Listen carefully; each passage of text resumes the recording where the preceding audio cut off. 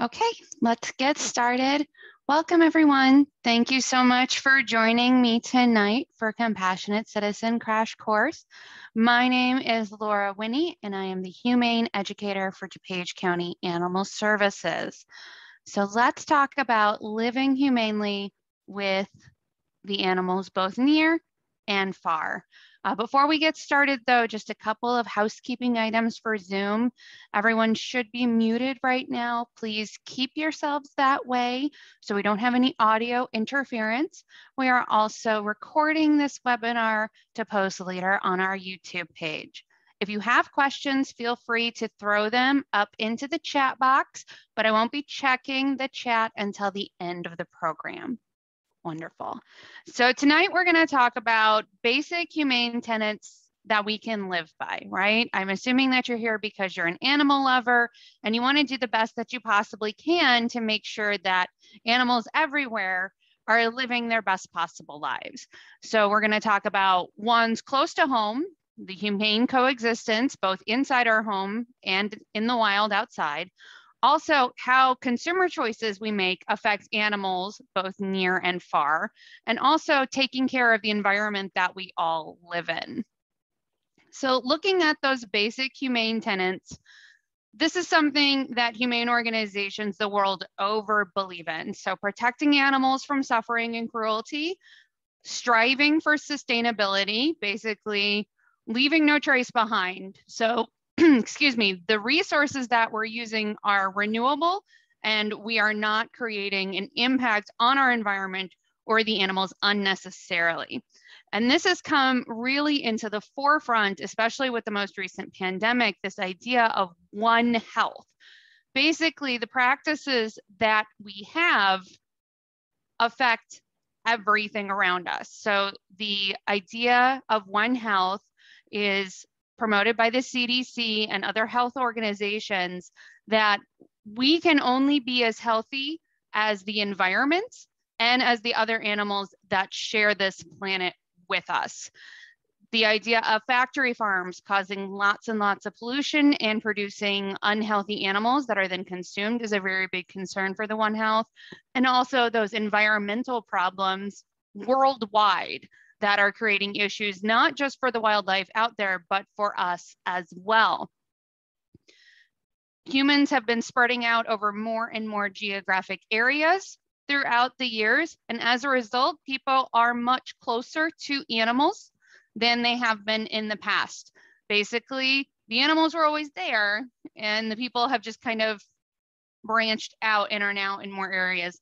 We get a lot of calls at DuPage County Animal Services that people are concerned about the wild animals they see in their backyards, but the behaviors they're describing are perfectly normal behaviors.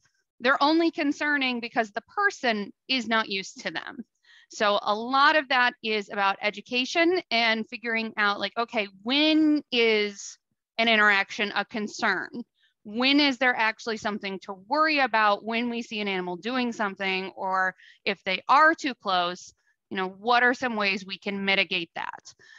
The CDC has really been pushing for this awareness between humans, animals, both domestic and wild, and also the environment that we all live in, because as we all get closer together, the possibility for disease transmission increases.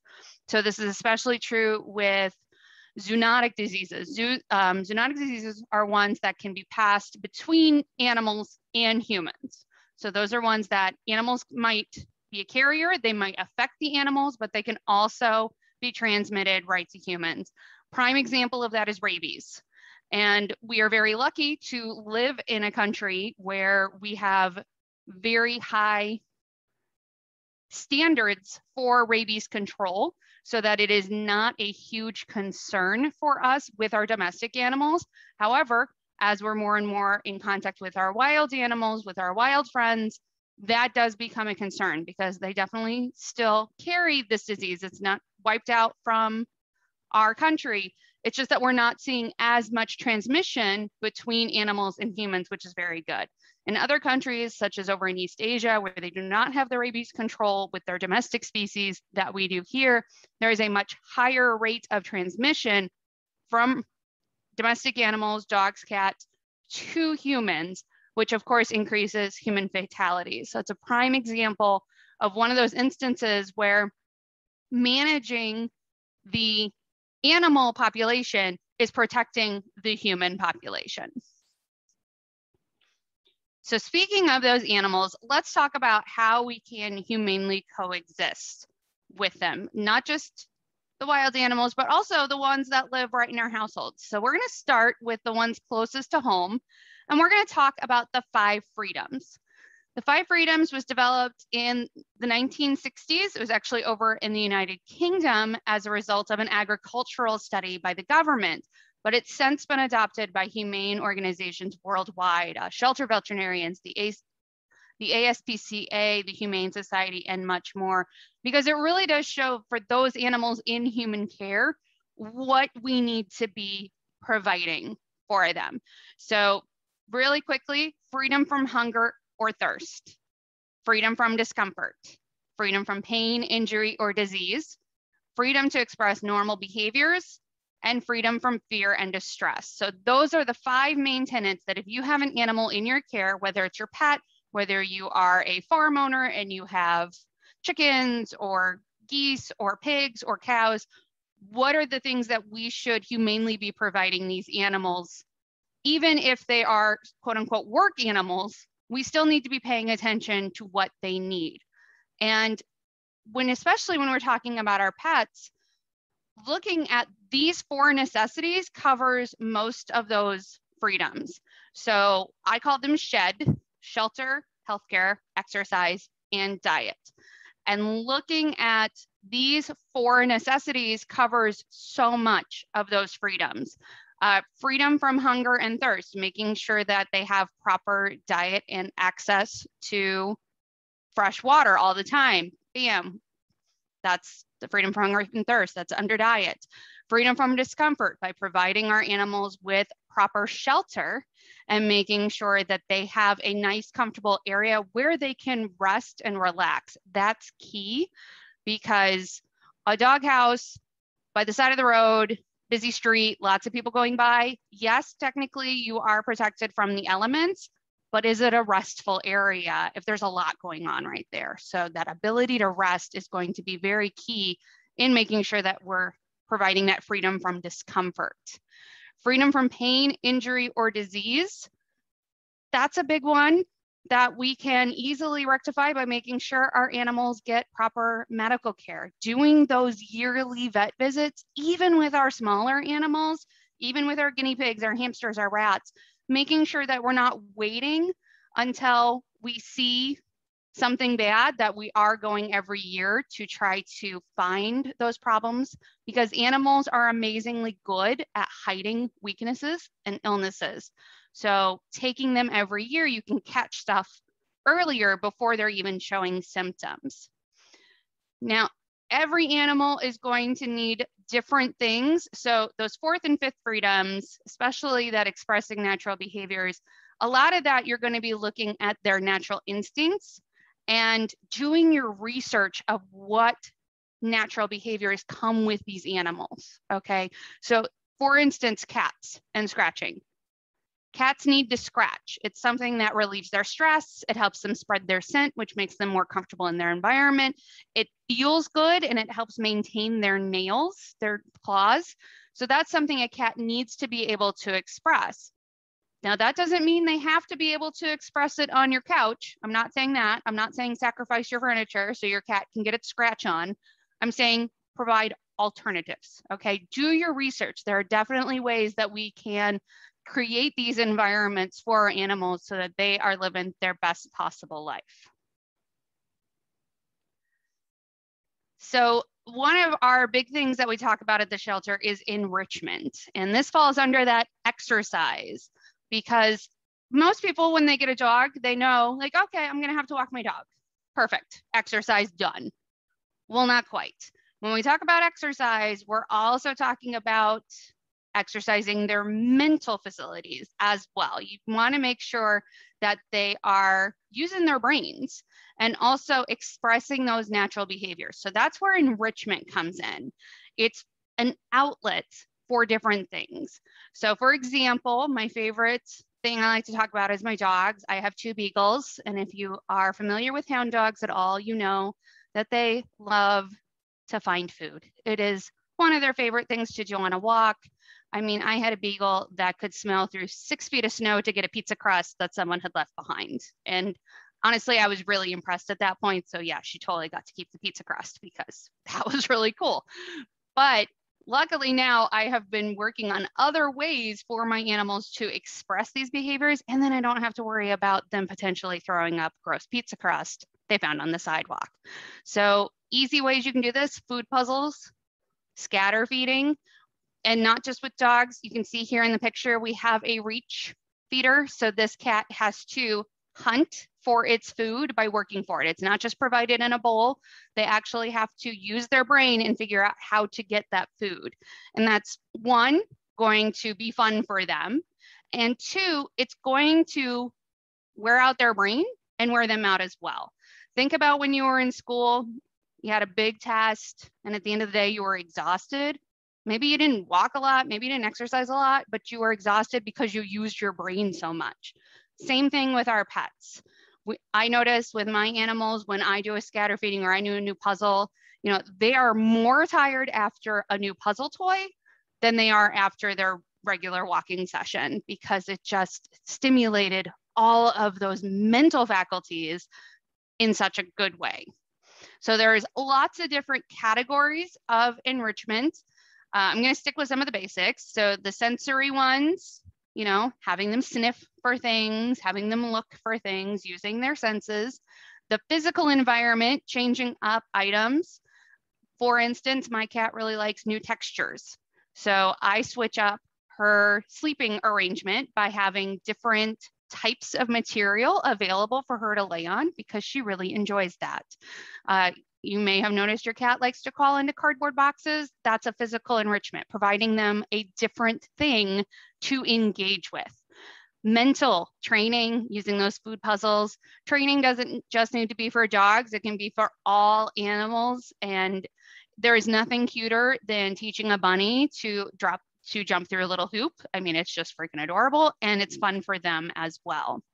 More with that environmental stuff, changing up what you have in their environment, changing up where things are, how we're doing things. You know, we don't want to stress out our animals, so little bits at a time, but make it interesting for them. Don't just have them have the same thing all the time. A good example for this is cats having a perch for them to be able to look out the window, you know, cat TV. It's a great environmental enrichment for them. And social enrichment, wherever it's possible to do so safely, interacting with different animals, different people, widening their social circle when it's safe to do so. So these are all ways that we are really going into that freedom to express normal behavior and overall having a happier, healthier pet.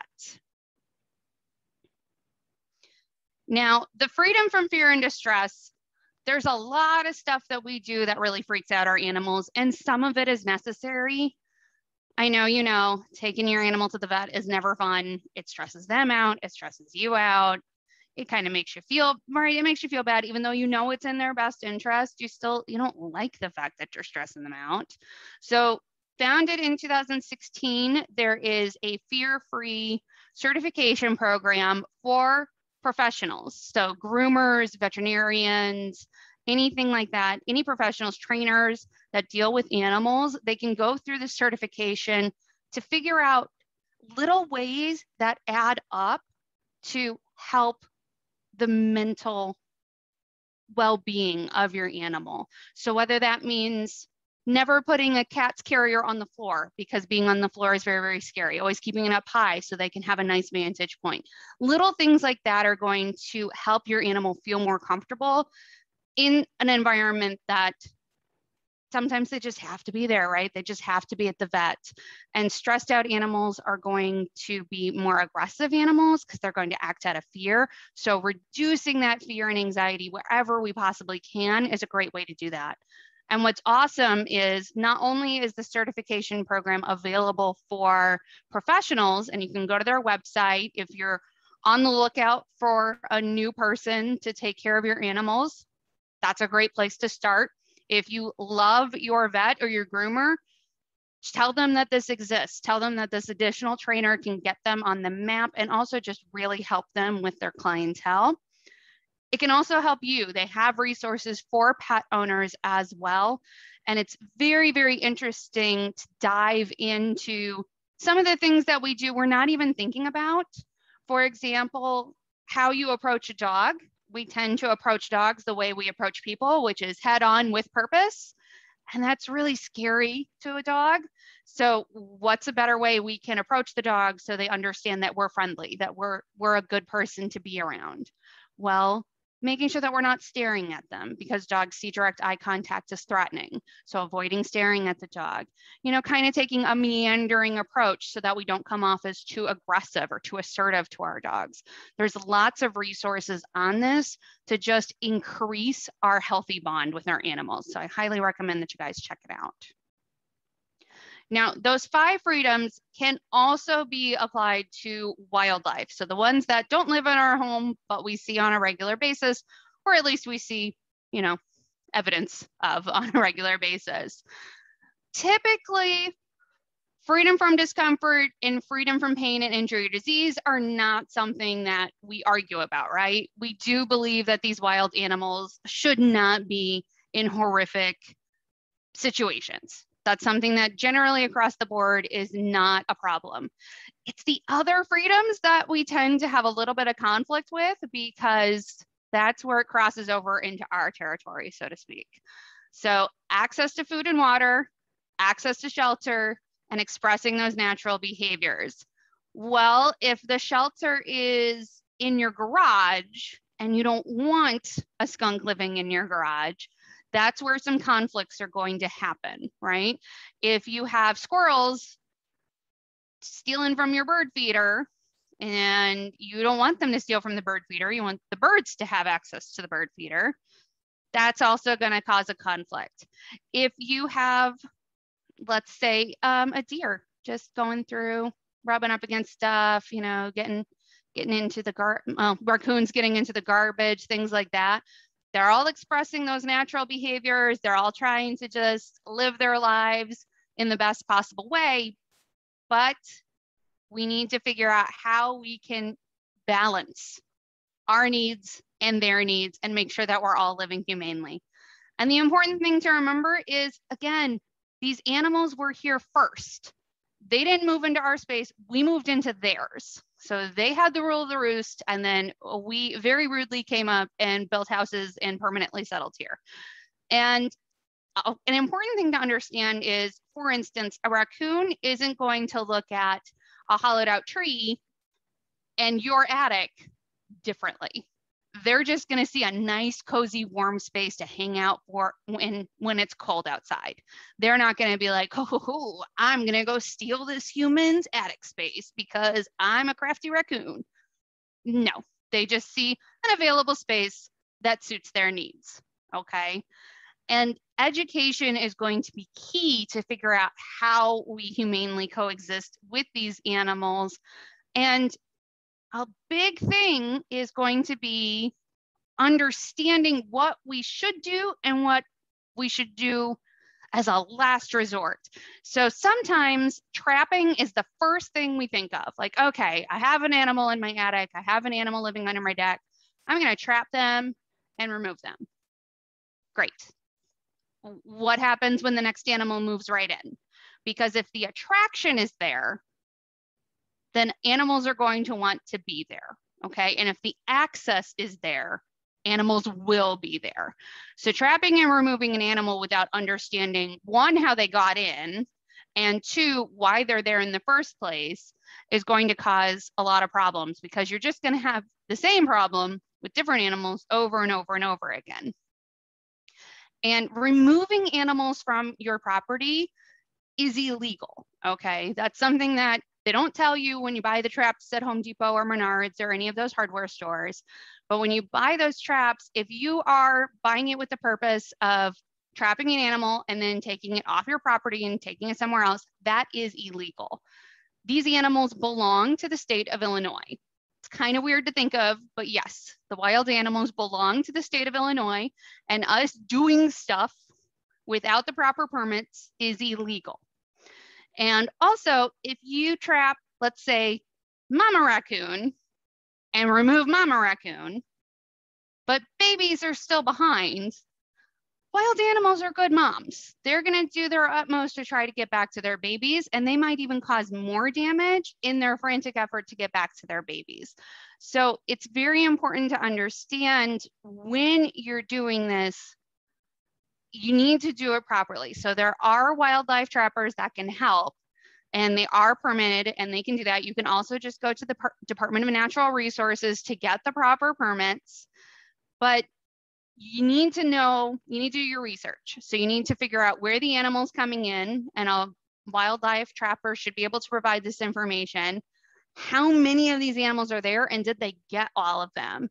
And then we need to remove the attraction, okay? Because like I said, you can remove animals all day long, but if it's still a nice place to live or something nice is available to them, more animals are going to move in to take advantage of that. So if it's a nice cozy attic space and there is a little hole covering that with welded wire, something they can't bite through, something they can't claw through to prevent them from getting back in after the animals have been removed, that's a great idea. We've got some more tips in a minute, so we'll talk about that. But a lot of people then go to, oh, well, I don't want to deal with trapping the animal, so I'm just going to put out poison and then I won't have to deal with it. We never want to use poison because you never know what the side effects of that poisoning are going to be, because let's say you poison a squirrel and then your dog gets to the squirrel. Okay, that poison is then going to be in your dog's system. And also, it's just a very inhumane way to get rid of an animal. It's a very painful process for them. There's no such thing as a humane poison. We want to make sure that we are looking at preventing that fear, that distress, that pain, that discomfort. And on top of that, when we're trying to prevent discomfort for these wild animals, we don't want to bring wild animals inside our home. It is illegal. Remember, these wild animals belong to the state of Florida. They belong out in the wild or through a properly licensed wildlife rehabilitator. Because even taking in an animal, a wild animal, let's say you find a baby, an orphan, okay, and bring it inside, you are causing a lot of change to that animal's behavior. One, you're taking away some of their natural fear of humans, which can cause a lot of problems later on. Also, they have very specific diets, probably not something that you're going to have in your fridge available to them. And the food that we eat is not going to be good for them. So making sure that we're contacting wildlife rehabilitators that are licensed and know these animals' needs, and then if necessary, transporting sick or injured wildlife over to them, not bringing them into our homes and trying to do what we can with them, because this kind of thing is definitely best left up to the professionals. So we are the biggest influencers in our environment. We cause the most change to the animals around us. And having little changes to our routine can make a big difference. So we want to make sure that we're not littering. Even food litter can attract wildlife to unsafe areas like the side of the road. A raccoon isn't inherently going to know that a car is a bad thing. They're just going to see something coming at it, and maybe they'll run, maybe they won't. Okay, so thinking about, oh, I just finished this apple. Okay, I'll feed the animals. Let's just have them eat the apple core. That's providing an attraction to an unsafe area. So there's no such thing as safe litter. And we want to make sure that we're keeping our garbage secure as well. If possible, keeping it inside, or at least securing the lid so that they can't get into it. Because again, that's an attraction. That's something that they're going to be super excited about. Ooh, free food, right? We don't want to be providing that. We don't want to intentionally provide free food either, because again, it's kind of a chain reaction. If you're providing food for the cute little animals, you know, the squirrels, the raccoons, then you're also going to be attracting in the things that eat those animals, the foxes, the coyotes, okay, because they're going to go where their food is. And we definitely don't want to be encouraging these animals to interact with humans, because decreasing that natural fear can cause more conflict down the line. So prevention is key with working and living humanely with wildlife. Again, we do not want to provide free food. That's just a hard no. If you have fruit trees or vegetable patches, don't let the food just rot on the ground. Make sure you're picking that up, because as it ferments, the smell is going to attract more animals. Same thing with our grills and our barbecues. Any pet food, we want to make sure that we're not just leaving piles of that outside. Let's say you have some feral cats that you're feeding in the neighborhood. Feed them at specific times, preferably during the middle of the day when these other predators aren't going to be as active. That way you don't have just a smorgasbord waiting for raccoons, skunks, foxes to come in. Sealed compost bins and protecting any of our vegetables with heavy duty fence is going to prevent animals like deer coming into the area and nibbling on your garden. And securing uninhabited areas that you definitely don't want animals living in. So under the decks, the attic spaces, garages, under porches, things like that. Welded wire is a great resource. They even have like welded wire cloth that you can staple into place that these animals can't chew through. So every hardware store has something like it that you can use to protect those spaces and keep the animals out to begin with. That way they're going to be looking for those hollowed trees, for those burrows, for those places that they are supposed to be in, right? If you do have an animal coming into your property and it's just, you know, they're too close for comfort, you love them, but you want them to move on and removing the attraction hasn't worked, there are ways to deter animals, ask them to move along on their own. Basically, you want to be the world's worst roommate. So let's say you have a skunk living under your porch. Well, they're there because it's quiet, it's dark, it's comfortable. So make it uncomfortable. Christmas lights, spotlights, sirens, even a loud radio. If that doesn't work, you can use urine-soaked kitty litter. So if you have a cat, great, use that. If you don't have a cat, but you have some willing people in your house, they can soak the kitty litter themselves. I have heard, but I do not know the veracity of this, that even having any gentleman friends in your household, or especially little boys, directly applying the urine to the perimeters of your areas can also be effective at keeping animals away. Just, you know, be aware where your neighbors are, what they can see. Please don't get in trouble and tell everybody, oh, animal services said it was fine. Please be aware of any, you know, public exposure laws in your area. Make sure nobody's seeing something they're not supposed to. And the key here is being consistent. So even using the ammonia soaked rags, you definitely want to replace those continuously, because if an animal thinks that they can wait you out, they will. Okay, so the noise, the lights, anything else, the smells trying to get them away, you definitely want to be consistent. It may take several days to several weeks, but eventually they'll figure out this is not a good place to be. Now, right now, we don't want to use that ammonia because it is baby season, and these babies may be too young to move away. And so the ammonia can actually cause a lot of distress and a lot of physical harm to them. So if they can't get away, they're trapped there. So avoid using the ammonia, try the other methods first. And then after baby season is done, we can use the ammonia as a last resort. So what about animals further away? How can we protect them? We've talked about how to keep the ones here. Well, how we spend our money makes a big difference. So choosing products, choosing destinations, things like that, it's voting. We're voting with our money. Every dollar we spend is a vote. And considering that there was over 100 million credit card transactions every day, 100 million credit card transactions every day, that's a lot of votes, okay? So if people decide not to buy something, the companies will change. Does anybody here remember purple ketchup? Yeah, that stuff was gross, right? No one wanted to have purple ketchup on their hot dogs except 3-year-olds. And the 3-year-olds weren't in charge of the credit cards. So guess what? There isn't purple ketchup anymore, at least not that I've seen in the stores, because the companies realized, oh, no one wants this. Let's put our efforts somewhere else. We definitely want to look at the sustainability of our products, but do be aware of what's called greenwashing.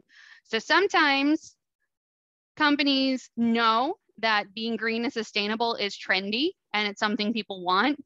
So they won't really use definitive language. They'll make broad claims. Environmentally friendly. Okay, how? How is this environmentally friendly? You know, sometimes they'll even just use like brown, green, and blue logos and packaging to make you think, oh, well, it has a picture of a whale on it. That means it's whale friendly. Awesome. Well, not necessarily.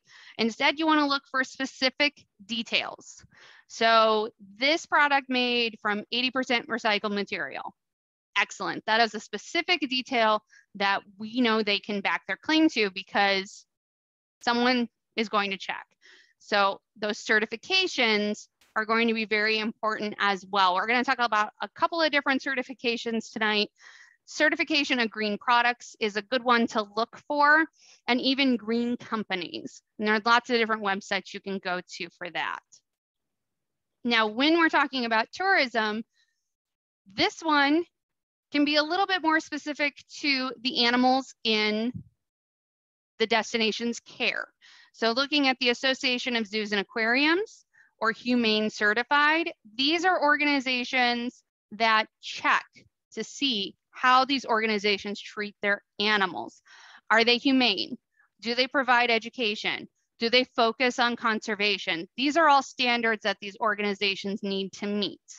So for example, Billy Bob's Python store down the street that has a zoo in the back, probably not going to have an AZA accreditation, probably not someplace where we want to encourage Billy Bob by giving him our money, okay? Instead, if we are looking for ways to introduce our families or even ourselves, just spending time with these animals, we wanna make sure that they're with organizations that are looking out for the animals in their care and around the world. When we are traveling abroad, that can get a little tricky sometimes. So there is a Global Sustainable Tourism Council that you can do some research on. And they even list different hotels, destinations, places that live up to very high standards for sustainable tourism. So I highly recommend that you check them out. Now, this one gets a little funky because when we think about food waste, a lot of the times the emphasis has been put on the individual, okay? Make sure you don't buy too much so you're not throwing away extra food. Great, great to live by. However, you yourself are probably not going to create the amount of food waste that some of these very, very large corporations are creating. So looking at where our food comes from, and that means not just the farm, but also the processing company, and then the store that we buy them from can make a big difference because there are a lot of animals being raised specifically for food just in our country alone. And understanding their quality of life, and then also making sure that on the other end of that when that food is being distributed, that we're not being wasteful. There's a lot in there that we need to pay attention to. And I understand it's overwhelming. It can be kind of exhausting, but paying attention to where our food comes from is going to make sure that the animals at the beginning are going to have a much higher quality of life. So factory farms are rampant. They're all over the place. And they have been identified not just for inhumane practices, we'll talk a little bit more about that on the next slide, but also a huge source of pollution and resource degradation. So cutting down forests to have a factory farm that is spreading out over acres and acres and acres of land. And then all of that animal waste being concentrated and put into the local waterways. And even when they have containment facilities, when there's a breach of that containment facility, it is not a good thing. It is a literal poop show right there. So understanding not just the consequences for the individual animals in these unfortunate situations, but also on the larger environment. And then remember that One Health initiative. Our population can only be as healthy as the animals we are consuming and the environment that we live in. So if these animals are being exposed to lots of diseases, those diseases can be passed on to the consumer as well. And then looking at the distribution impact, how it goes from even plant matter, vegetable matter, all that thing going to the processing plant, then going to the store, then going to our tables. Understanding that a lot gets wasted. A lot never makes it to somebody's plate. If all of the thrown away food on the entire, in just the country, if all the food that was thrown away was its own country, it would be the third biggest producer of greenhouse gases. So more than us, more than China, it would be big, okay? So it would, understanding that just that, so that's food that was grown for a purpose and then was thrown away. And that's not just on individuals, that's also on corporations. So looking at our grocery stores and seeing what initiatives they've put in place is really important as well. So for example, Kroger owns Mariano's and Albertsons. They're top of the line on making sure that they are not wasting food once it comes into their store. Looking at expiration dates, donating it on to shelters, to pantries, providing discounts so that people are consuming that food and not having it just go into the dumpster. So that's great. It's got a top notch. Now, Albertsons, on the other hand, they own Jewel Osco. They're quite a bit further down on the register. Meijer recently launched a program called Flash Food. It's great. It's an app that tracks food near its expiration date, and it makes it very easy for people to find. So especially those on a fixed income, those with lower income salaries, looking to provide for their families, they can make sure that that food doesn't go to waste and still stay within their budget. So that's really nice. Because not only do we waste the food, but we're also wasting the packaging that the food was in, which increases our effect on our environment. Now, I did mention we talk about this. I'm not going to spend a ton of time on this. There are lots of documentaries you can look at, and it is a very, very sad life for these animals. 94% of our food here is raised in a factory farm. So that is a huge percent. Its focus is, the factory farms, their focus is on profit, okay? They're not focused on the well-being of the animals, the care of the animals. And there are lots of inhumane practices. So when we're looking at this picture, you can see these chickens don't have room to move. And in fact, they go through a debeaking process where their beaks are cut off their faces so that they cannot peck their neighbors. And as you can see, there's not a whole lot of room to turn around. So it's not like they have that space, that freedom to stretch out. So that's going to cause a lot of stress and a lot of aggression, which is why they have to be debeaked, because they are living in such cramped quarters that it increases their stress and aggression. They are also, these animals are separated from their young at a very early age, before even the animals would naturally be removed from their moms. They are separated very early, and animals can be good moms. So that does cause discomfort and stress for the babies and for the moms as well. And Also, these animals are bred for maximum growth. So sometimes they are fed diets that are not necessarily healthy for them, but that are going to increase either their meat or their milk or something else that is this part of the product. That's what they're looking for. So it can cause a lot of discomfort in the fact that they're not eating food that's healthiest for them. Instead, it's meant to fatten them up. And one thing I want to point out here is when you look at this picture, we can guarantee, we can all agree that these are not humane conditions, right? These chickens have no access to the outside. They are all cramped, and it's just very, very unfortunate. But there are no cages.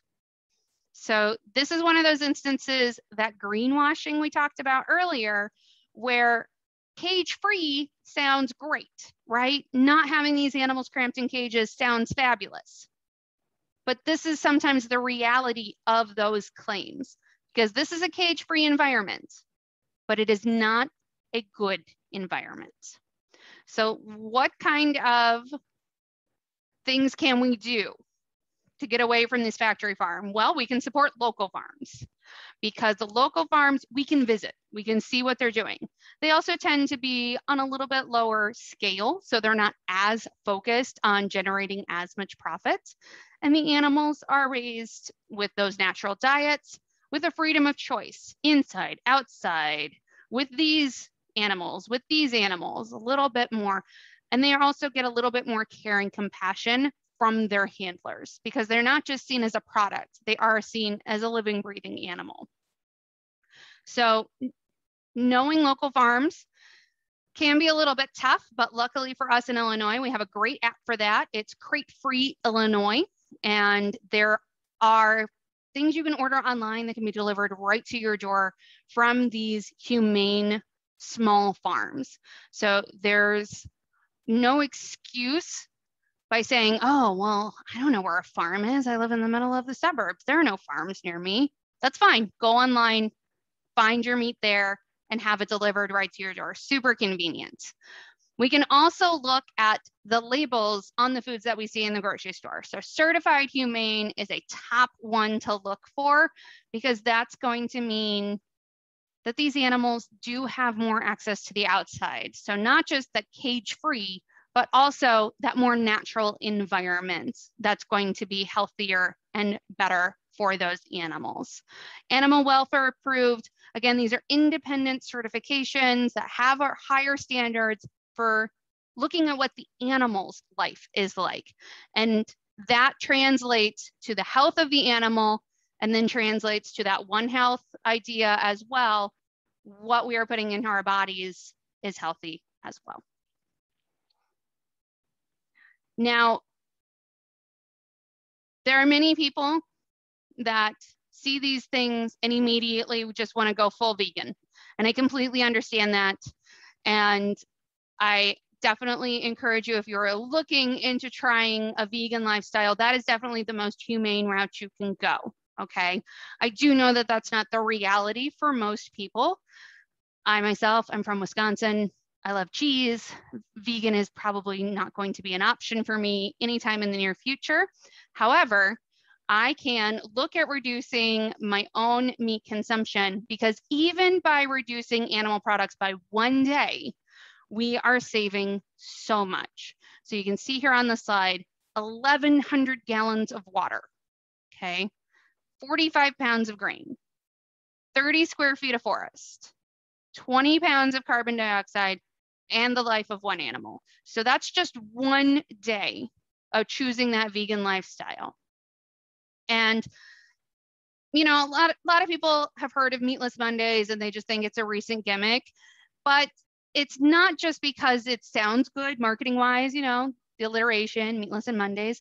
Also, the idea is, okay, you're starting out with a fresh week, so we're going to have a fresh start. And this started a long time ago. It was not necessarily for looking at humane ways of working with our animals. Instead, it was about reserving resources during World War II. It's part of that rationing, okay? Now, it's been revived because there are many, many health benefits to reducing our consumption of animal products. Lower rates of heart disease, lower rates of diabetes, lower rates of obesity. All of these things can help you, can help the animals, and can help the greater environment, because there is a lot loss from food directly produced for the human versus food produced for the animal that then is consumed by the human. So there's a lot of stuff lost in that cycle that we cut out if we're just eating from that plant matter in the beginning, okay? So understanding that even just a small change like this, even just looking at one day of the week, can have such an impact. And it's something that we are all capable of achieving with just a little bit of research. And I don't want you to think that vegan means bland. Oh, it's going to be so boring. It's going to be so gross. There are so many great resources out there, websites, cookbooks, all sorts of things with really tasty vegan food.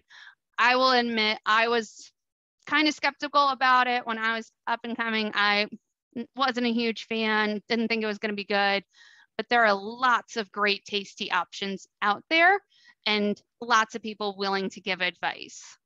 Definitely check it out. Now, going further than just the animals, we also want to be looking at the environment that we're all living in. So, sorry, let me go back. So the big idea is sustainability, right? We want to make sure that we're not taking more than what can be replaced. So if we are using a tree, we want to make sure that another tree is planted and ready to go to replace it. Same thing throughout with all of our products. And a lot of times we know about the recycling, okay? And people think, oh, well, it's okay if I use this product, I can just recycle it. It's okay if I buy this bottle of water instead of bringing my own reusable bottle because I'll just recycle it and that makes it okay. The unfortunate fact of that is that plastic can't be recycled forever. Okay, glass bottles, they can be broken down and reformed over and over and over again ad nauseum. They are the true sustainable option there. Plastic, when we recycle our plastic bottle, very rarely does it become a new plastic bottle because the process degrades the plastic, so it can no longer be used in that form. Instead, it's used to create clothing. It's used to create furniture, so those hardy picnic tables or plastic benches that you might see that are made out of recycled plastic. That used to be a whole bunch of plastic bottles. The unfortunate thing is that no one's recycling broken benches. There's no way to take a bench that was made of recycled bottles. If something happens, if it cracks, if it gets broken, there's no way to take that and make something else out of it. At that point, the resources are just lost and it has to go into the landfill. So when we look at the reduce, reuse, recycle, we have to remember there's actually 4 R's. And the first one is refuse. And it is first for a reason, because this is order of importance. Refuse is our most powerful tool. So when we are out and about looking for sustainable options and asking for them is key. When you're at the grocery store, having those reusable bags is great. Using paper bags, because those are a fairly renewable resource, as opposed to those plastic bags that are going to hang around in the environment for a really, really long time. Because again, even if we recycle those plastic bags, they're not going to be a new plastic bag. They're going to have to wind up with something else, and then that's the end of their life cycle most of the time. If you are ordering out, I know a lot of us have been, but maybe when you're ordering out, as soon as they give you your bag, checking to see, did they already include utensils? Sometimes restaurants don't even ask if you want them. They just automatically assume and throw them in. What I like to do is take them out and hand them back. Like, nope, I don't need utensils. Thank you. I'm going right home. And then going on my way, because the worst thing is getting home, reaching into the bottom of the bag and finding a whole bunch of plastic forks that you absolutely did not have use for. Carrying around your own set of utensils is going to sound really nerdy, but really comes in handy, especially if you're somewhere that doesn't offer plasticware. Then no problem, you already have your own set available. And when you're looking at purchases, think about the packaging it's in. I know I made this mistake recently. I was shopping for shower curtain rings and I thought, okay, great. I'm going to get some metal shower curtain rings so that I'm not buying more plastic. The problem is that the metal shower curtain rings came in this plastic box that I immediately had to throw away because it wasn't even recyclable. The plastic shower curtain rings came in this really thin plastic film that used definitely a lot less plastic. So there, because of the packaging, the more sustainable option was actually the plastic rings, which makes no sense unless you really, really think about, okay, what's the consequence of the packaging as well as the product? Also, this is a big one. This is a huge pet peeve of mine, junk mail. If you are getting all this mail and you're never going to look at those catalogs, or you are never going to look at that information, you can send it back. You can scan it into an app to get taken off their list. You can call the company and tell them to stop sending their stuff to you, because again, little things can add up over time. So when we're looking at our households, are we going to be able to change the world with just a few steps? No, but over time, it definitely builds up. And what's great is people tend to mirror habits that they see people doing. So if I have friends coming over and they are seeing the things that I have found, the options I have available in my house, they are much more likely to emulate that if they see someone they know using it and fulfilling these steps. So when we're not using equipment, turning them off, choosing those energy efficient appliances and light bulbs, saving water wherever we can. My favorite example is if you're cooking pasta or vegetables or something in boiling water, even eggs, don't just throw that used water down the drain. Instead, use it to water your plants later on, because there's a bonus of added nutrients in the water that your plants can benefit from. And just to cover my bases, but make sure the water is fully cooled down before you pull it on your plants. And I'm not going to tell you why I have to say that. Let's just leave that to the imagination. Okay. So thinking about ways to not just reduce what you're using in the home, but reducing the energy that you use in your home. Having dark curtains during the hottest part of the day to help keep your house cooler, putting less stress on your air conditioning system. That's going to be great. And having a clothesline. I have so many people that swear by the cleaning power of the sun, and it saves on your energy bill, and your clothes smell amazing. So if you can do that old-fashioned clothesline, I tell you what, Grandma really knew what she was talking about, because there are just some amazing things that we have let go of for the sake of convenience, but we've lost quite a bit in the process. And really avoiding single-use items wherever we possibly can. So thinking about those plastic grocery bags, those plastic forks, disposable plates, even if they're paper, there's just going to be a lot of buildup over time, thinking about how much a single person uses over the course of their entire lifetime. In the garden, we can do a lot by not doing much. And I know that sounds crazy, but definitely less is more in the garden. So using chemicals in the garden, especially if you live anywhere near a water source, those chemicals don't go away. They just seep down into the water sources, into the rivers, into the lakes.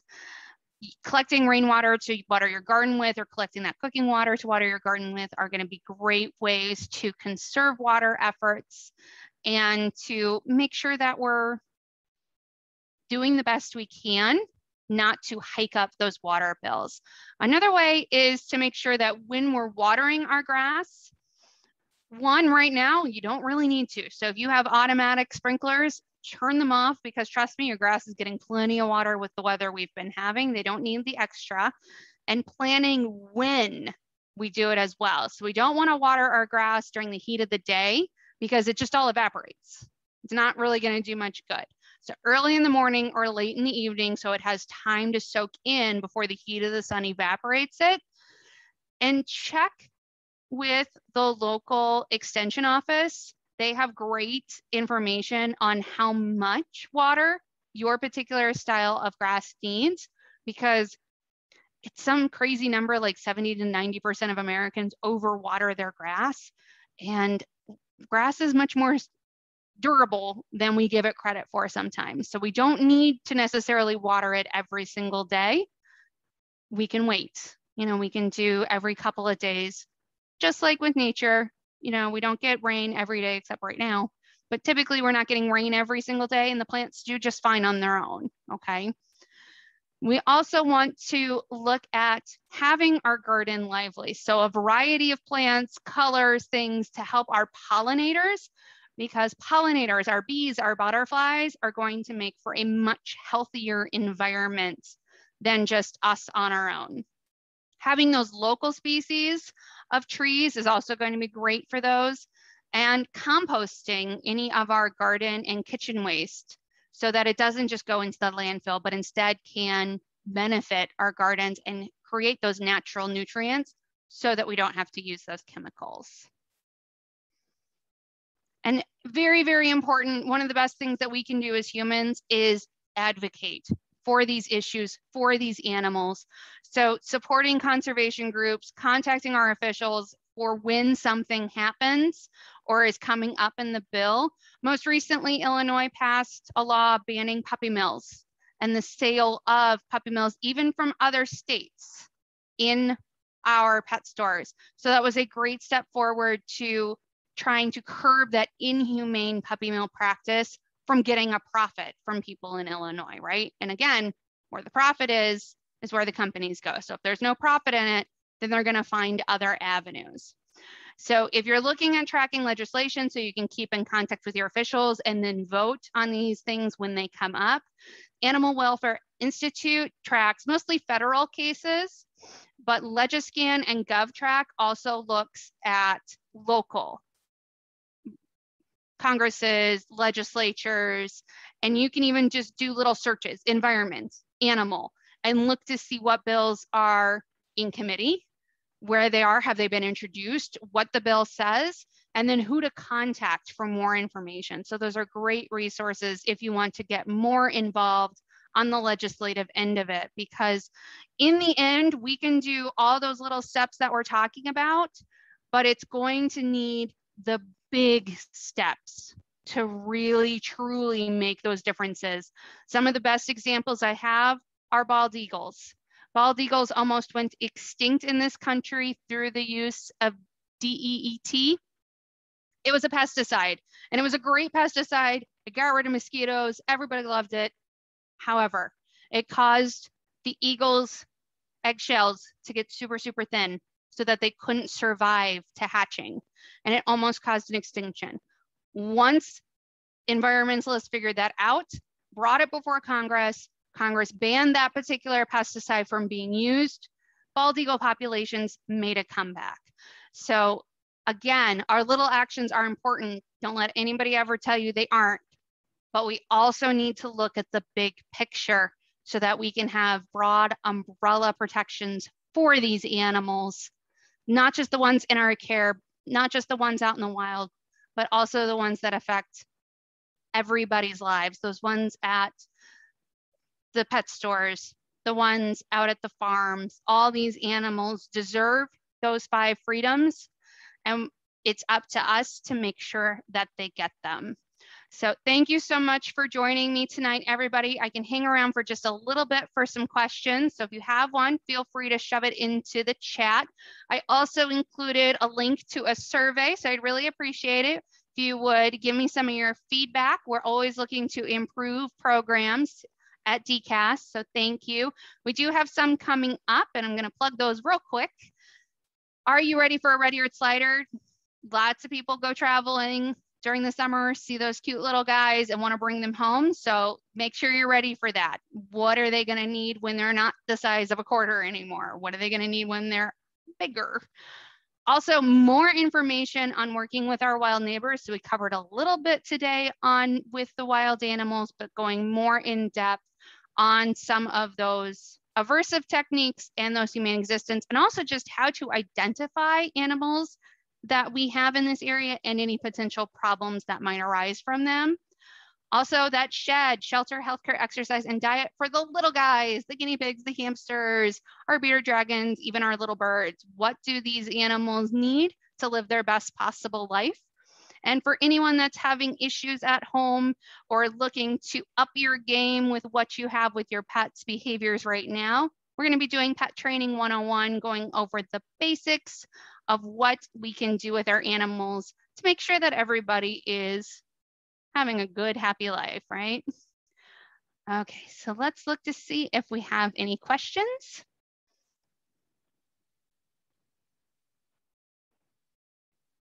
All right, great question on if squirrels have mange. So that is a great question because mange is a terrible disease. Now, I do know that the Department of Natural Resources does track it, but they mostly track it in coyotes. So I'm going to get back to you on that. I'm going to reach out to some of my animal control officers on squirrels because I'm not 100% sure what the resources are for that. I do know that if they appear sickly, you can call that in. They may be able to be rehabilitated. Mange is treatable to a certain extent. It can be fatal because it gets to the point where the animal can no longer care for itself. And I completely understand that you do not want your animals exposed to that. I will say that if possible, leash training your cat, and I know that sounds crazy and dorky, but I do it with mine because that's one of the reasons I do it is because I don't want her to have unnecessary exposure with a wild animal that may have a transmittable disease. So that's a good thing to look for. Also, if you have squirrels attracted to your backyard for a particular reason, trash, bird food, even pet food, something like that, removing that attraction is going to make those squirrels move along so that they are no longer in that space and would no longer be a threat to your animals. So those are a couple of things that you can try, but I am going to look up more to see what they recommend for mange and squirrels because I'm just not as familiar with that particular situation. So thank you. All right. Feel free if anybody else has any questions. Otherwise, we will call it a night. Thank you so much for joining me. I really appreciate it. And I hope to see you again back here next week. Thank you so much, everyone. Have a great night.